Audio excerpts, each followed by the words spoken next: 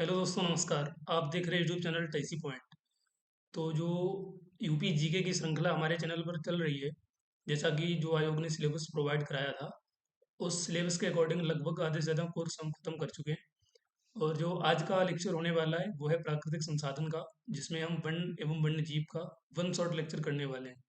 आज का लेक्चर बहुत ही स्पेशल होने वाला है, क्योंकि इसमें हम लेक्चर के साथ जो प्रीवियस ईयर क्वेश्चंस रहे हैं अलग अलग एग्जाम्स के, यूपी जीके से रिलेटेड जो इस टॉपिक से संबंधित हैं, उनको हम इसी लेक्चर में डिस्कस करेंगे। ठीक है। तो एक बार हम सिलेबस देख लेते हैं आयोग का, जो सिलेबस आयोग ने प्रोवाइड कराया था। तो सिलेबस कुछ इस प्रकार है, आप स्क्रीन पर देख पा रहे होंगे।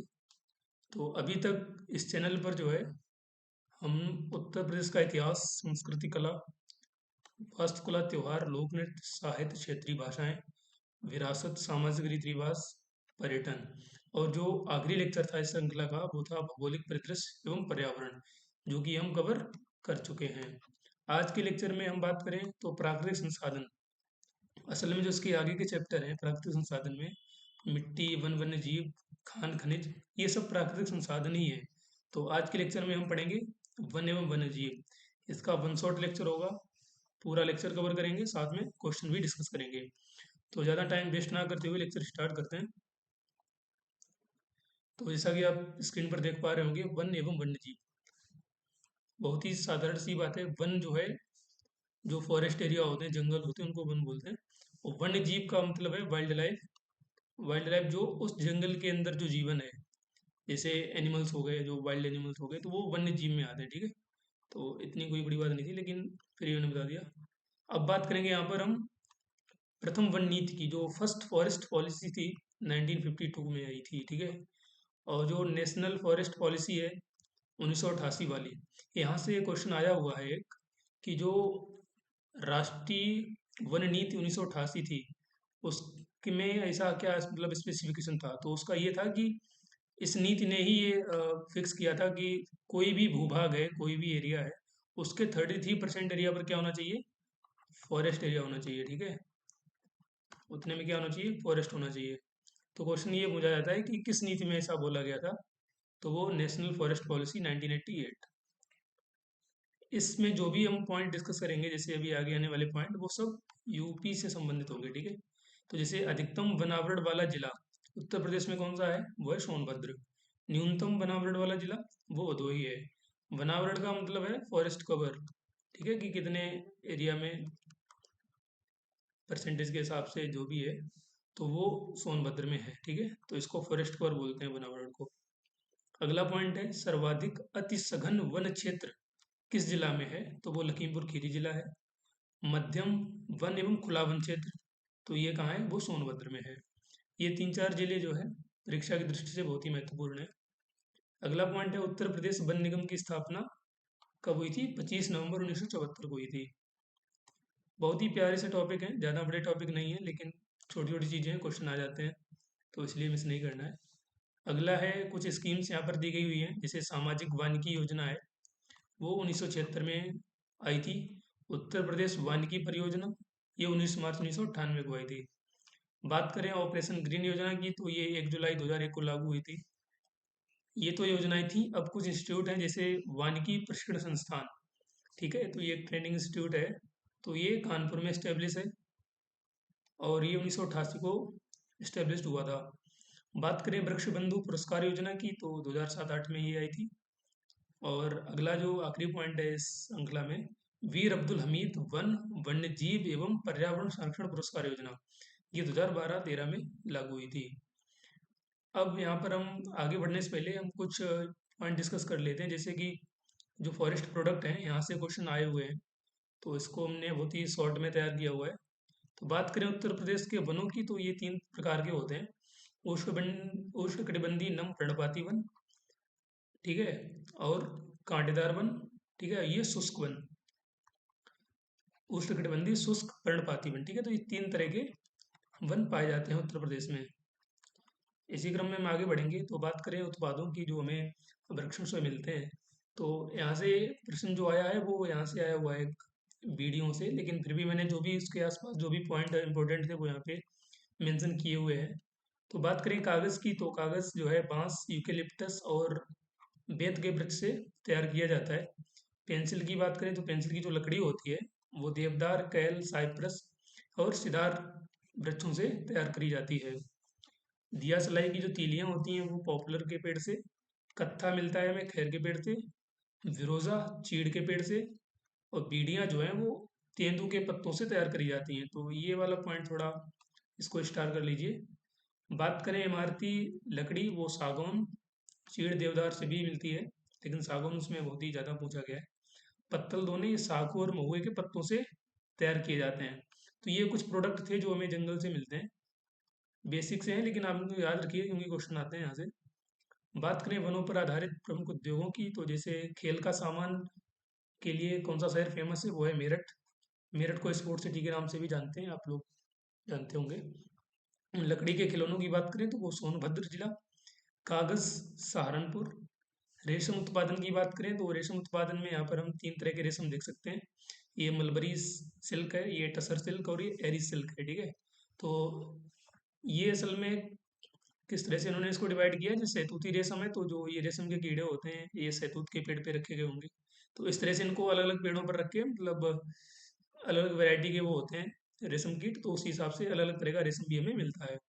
बात करें शहतूती रेशम की, जो मलबरी सिल्क है वो सहारनपुर से, टसर सिल्क सोनभद्र से और एरी सिल्क चित्रकूट से, ठीक है। तो ये देखो यहाँ पर कुछ स्पेसिफिक पॉइंट हैं, क्योंकि शहतूती रेशम तो आपने अक्सर सुना होगा, लेकिन इसे टसर हो गया, एरी हो गया, तो इनको थोड़ा ध्यान रखिएगा।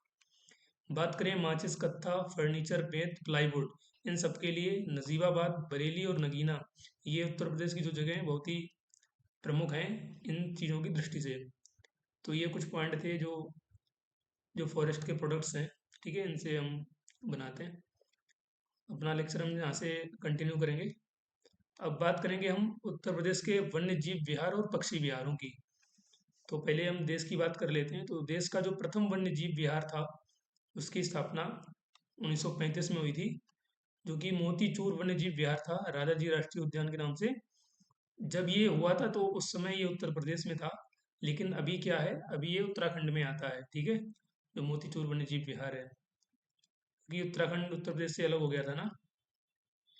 अब बात करें प्रदेश का एकमात्र राष्ट्रीय उद्यान जो है वो है दुधवा राष्ट्रीय उद्यान, जो कि लखीमपुर खीरी जिले में आता है।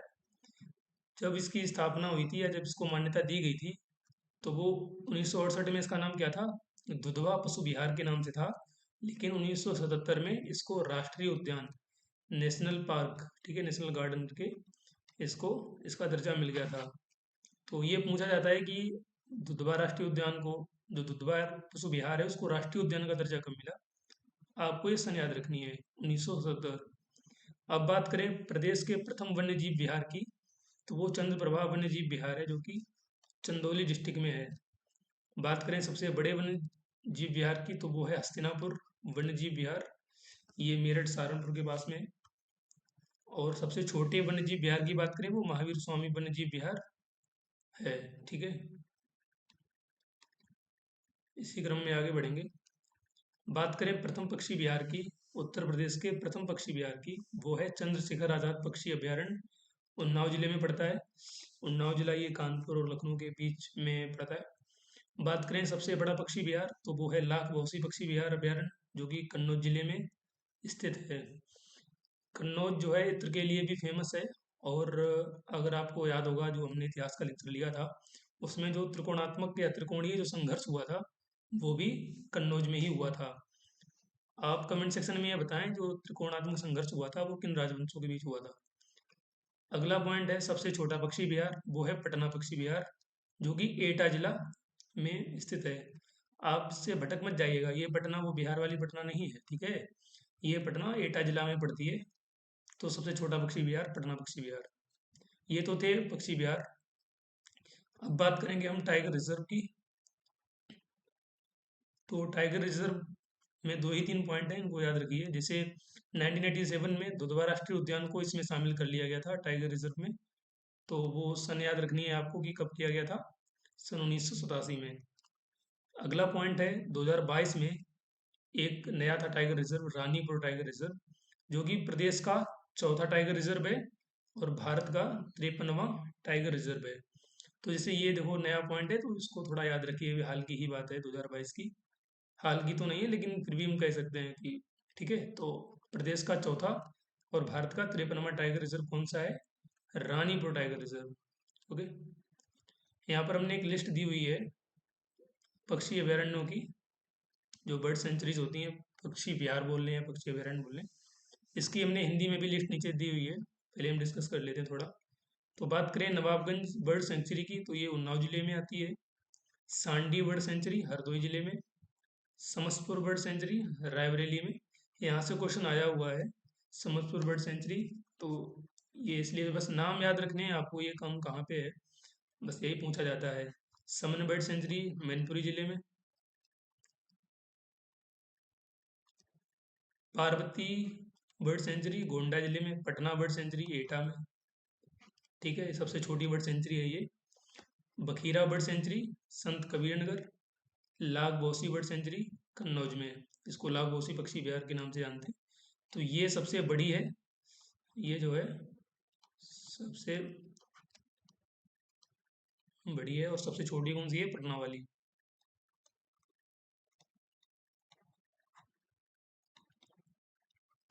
तो ये आपको याद रखना है।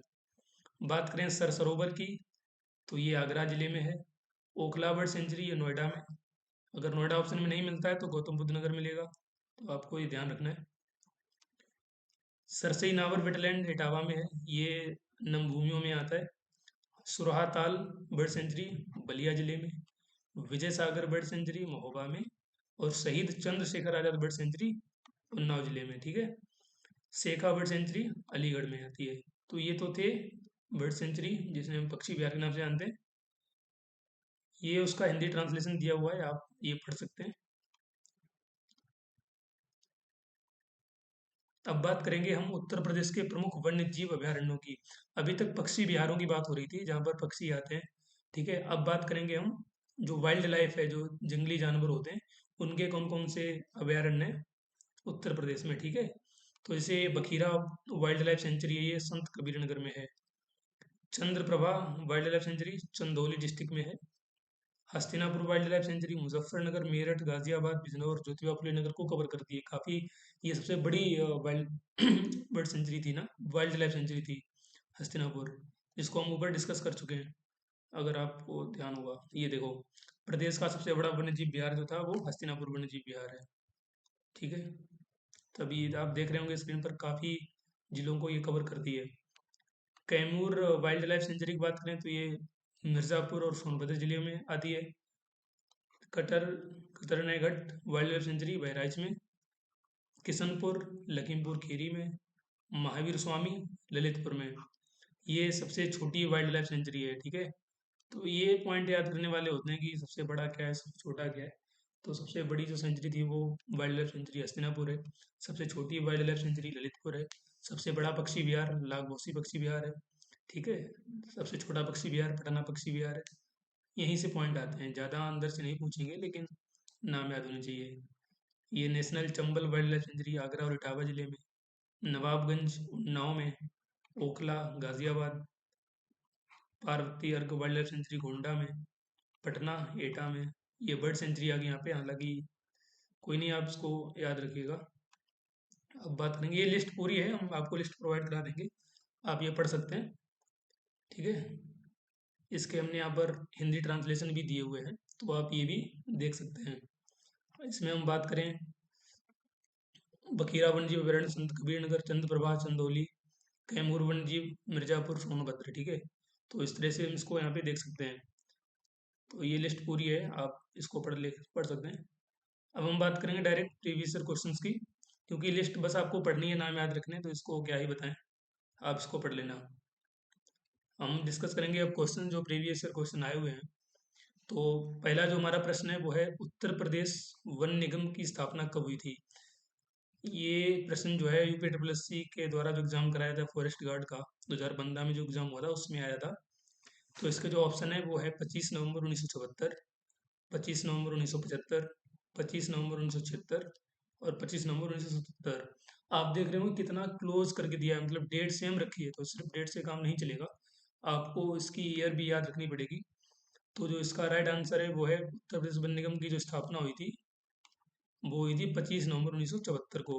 तो इसका जो राइट आंसर हो जाएगा वो ए ऑप्शन इसका राइट आंसर हो जाएगा। अगला प्रश्न है, दुधवा राष्ट्रीय उद्यान प्रदेश के निम्न में से किस जिले में से स्थित है? तो जो ये प्रश्न था ये आया था यूपी ट्रिपल सी जो लोअर एग्जाम होते हैं, ठीक है, 2021 में जो एग्जाम हुए थे उनमें आया था क्वेश्चन ये। ऑप्शन है लखीमपुर खीरी, इटावा, गोरखपुर, इनमें से कोई नहीं। तो दुधवा नेशनल पार्क है, जैसा कि अभी हम पढ़ के आए हैं ऊपर से, वो लखीमपुर खीरी में है। तो इसका भी जो है ये ऑप्शन राइट हो जाएगा। अगला क्वेश्चन है, चंद्रप्रभा मृगवन भारत के किस राज्य में स्थित है? देखो यहाँ पर थोड़ा नाम हम चेंज करके दे सकते हैं, जैसे मृगवन दे दिया या वाइल्ड लाइफ सेंचुरी दे दिया, लेकिन आपको याद रखना है कि जो चंद्रप्रभा है वो उत्तर प्रदेश में ही स्थित है और वो चंदौली डिस्ट्रिक्ट में स्थित है। तो इसका राइट आंसर ए ऑप्शन हो जाएगा। ये भी फॉरेस्ट गार्ड में ये क्वेश्चन पूछा गया था। तो जैसा कि आप देख रहे होंगे जो डायरेक्ट क्वेश्चन पूछ ले रहे हैं कि ये कहाँ पे स्थित है, किस राज्य में है, किस जिले में है। तो बस वो आपको लिस्ट तैयार करनी है, एक दो बार पढ़ेंगे याद हो जाएगा, ठीक है। अगला प्रश्न है, निम्नलिखित पक्षी अभयारण्यों में से कौन सा उत्तर प्रदेश में स्थित नहीं है? तो क्वेश्चन को करते वक्त ये भी ध्यान रखना है कि पूछा क्या गया है, नहीं पूछा है पूछा है। तो पूछा कि कौन सा नहीं है, और ये यूपी बेसिस का क्वेश्चन है, आरएफओ का 2019 में आया था। ये क्वेश्चन दो बार आया हुआ है, ठीक है। तो ऑप्शन में है पटना पक्षी अभयारण्य, जयप्रकाश नारायण पक्षी अभयारण्य, चित्रांगुड़ी पक्षी अभयारण्य और उधवा पक्षी अभयारण्य। आप यहाँ पढ़िए ध्यान से, उधवा लिखा है यहाँ पे, ठीक है। तो ऑप्शन हम देख लेते हैं। तो यहाँ पर दिया गया है कि 1 और 3, 1 और 4, 1 और 2, 3 और 4। तो इसमें कौन सा सही होगा, इसमें पूछा है जो यूपी में नहीं है। तो अगर हम देखेंगे जो पटना वाला है वो भी यूपी में ही है, पटना पक्षी अभयारण्य एटा जिले में है। चित्रांगुड़ी जो पक्षी अभयारण्य है, चित्रांगुड़ी जो है वो तमिलनाडु में है, ठीक है। और जो उधवा पक्षी अभयारण्य है ये झारखंड में है। तो ये दोनों पक्षी अभयारण्य ऐसे हैं जो यूपी में नहीं है। तो 3 और 4 का कौन सा ऑप्शन है, वो है डी ऑप्शन। डी ऑप्शन इसका राइट हो जाएगा, 3 और 4, ठीक है। चित्रांगुड़ी और उधवा उत्तर प्रदेश में नहीं आते हैं। अगला प्रश्न है, उत्तर प्रदेश में पहला गिद्ध संरक्षण केंद्र कहाँ स्थापित किया गया है? ये भी उसी एग्जाम में आया था, इसी आरएफओ में।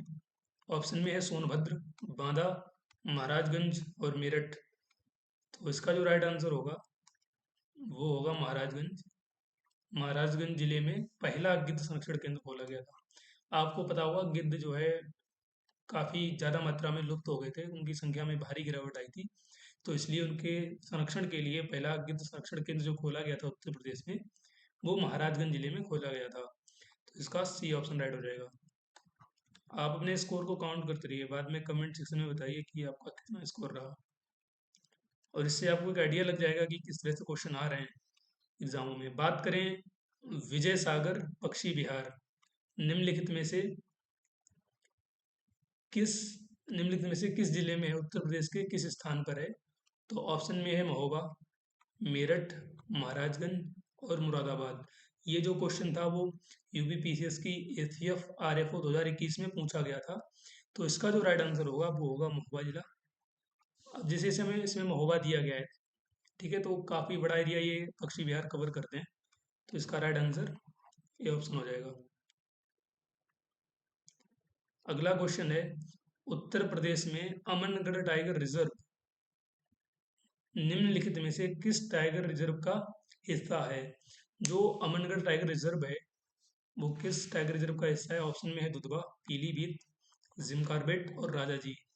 असल में जो अमन टाइगर रिजर्व था ना, ये जो है जिम कार्बेट का हिस्सा है। तो इसका सी ऑप्शन राइट हो जाएगा, ठीक है। ये भी क्वेश्चन आया हुआ है। अब बात करेंगे हम निम्नलिखित में से कौन सा पक्षी अभयारण्य उत्तर प्रदेश में स्थित है? ऊपर पूछा गया था कि नहीं है, यहाँ पूछा गया कौन सा है। ये भी फॉरेस्ट गार्ड में क्वेश्चन आया था 2022 में। ऑप्शन में है वेदांतगल पक्षी अभयारण्य, समसपुर, जायकवाड़ी और घटप्रभा पक्षी अभयारण्य। अभी तक जो हम लिस्ट ऊपर पढ़ के आए थे उसमें ये तीनों नाम नहीं थे, ठीक है। वेदांतगल भी नहीं था उसमें, जायकवाड़ी भी नहीं था घट प्रवाह भी नहीं था। तो राइट आंसर होगा बी ऑप्शन, समसपुर पक्षी अभ्यारण्य। और जो ये समसपुर पक्षी अभ्यारण्य है ना, ये उत्तर प्रदेश के रायबरेली डिस्ट्रिक्ट में आता है। ठीक है, तो वहाँ से आप इसको याद रख सकते हैं। तो बी ऑप्शन इसका राइट हो जाएगा। अगला क्वेश्चन है, उत्तर प्रदेश में किस स्थल को रामसर स्थल के रूप में नामित किया गया है? रामसर साइट्स होती हैं, ठीक है। तो ऑप्शन में है पार्वती अरंगा, सूर सरोवर, सुरहा ताल और ऊपरी गंगा नदी। तो ये चार ऑप्शन है। तो इसमें से जो पार्वती अरंगा है वो रामसर साइट के रूप में इसको नॉमिनेट किया गया था। तो इसका भी राइट आंसर ए ऑप्शन हो जाएगा, Parvati Aranga Ramsar site. Next question है, ये यूपीपीसीएस के कंबाइंड स्टेट एग्जाम 2022 में आया था। ऑप्शन में है निम्नलिखित में से कौन सा वृक्ष पर्यावरण के लिए खतरा है? ऑप्शन में है नीम, यूकेलिप्टस, बबूल और केला। हालांकि इसमें पूछा गया खतरा कौन सा है, तो राइट आंसर होगा इसका यूकेलिप्टस, बी ऑप्शन। ये इसलिए बोला गया है क्योंकि ये जो है इसमें ये जो पौधे होते हैं यूकेलिप्टस के पेड़ जो होते हैं वो काफ़ी ज़्यादा मात्रा में पानी एब्जॉर्ब करते हैं सॉइल से। तो इसकी वजह से क्या होता है ना, वहाँ का मतलब जो सॉइल में जो मॉइस्चर होती है, जो वाटर लेवल है वो कुछ कम हो जाता है। मतलब अगर ज़्यादा संख्या में तो ऐसा माना जाता है, ठीक है, ऐसी कुछ रिसर्च हुई होगी। तो इसका जो राइट आंसर वो यूकेलिप्टस है, ठीक है। तो ये पूछा जाता है, अक्सर पूछा जाता है ये वाला क्वेश्चन। तो अगला क्वेश्चन है, बीड़ी बनाने के लिए किस पेड़ के पत्ते का उपयोग किया जाता है? मैं आपको बताया था कि वृक्षों के जो उत्पाद होते हैं उनसे भी मतलब कौन से उत्पाद हम बना लेते हैं। तो बीड़ी जो है पलास, ढोकड़ा, तेंदू और सागौन, चार ऑप्शन है यहाँ पर। जो सही आंसर है वो तेंदू का है। तेंदू के पत्तों से बीड़ी बनाई जाती है। जैसा कि हमने आपको स्टार्टिंग में बताया था कि उत्पादों से भी क्वेश्चन पूछ लिए जाते हैं। तो बीड़ी जो है वो तेंदू एक है, उसके पत्तों से हम बनाते हैं। नेक्स्ट क्वेश्चन है,